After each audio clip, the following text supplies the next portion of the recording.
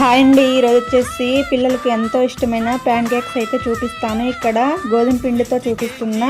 ఒక కప్పు గోధుమ పిండి, అలాగే చిటికెడు సాల్ట్, చిటికెడు సోడా సాల్ట్ వేసేసి, ఒక ఇలాచీ వేసి, 4 స్పూన్ల బెల్లం పౌడర్ వేసేసి మిక్సీ పట్టేసుకోవాలి. మీరు కావాలంటే ఎగ్స్ కూడా యాడ్ చేసుకోవచ్చు, చాలా బాగుంటాయి. ఇలా ఒక్కసారి ఒక పల్స్ ఇచ్చిన తర్వాత ఇలా మిల్క్ అనేది యాడ్ చేసుకోవాలి. మనం దోశ బ్యాటర్ కన్సిస్టెన్సీలో కలుపుకోవాలన్నమాట. చూస్తున్నారు కదా, బ్యాటర్ అయితే ఇలా ప్రిపేర్ చేసుకోవాలి.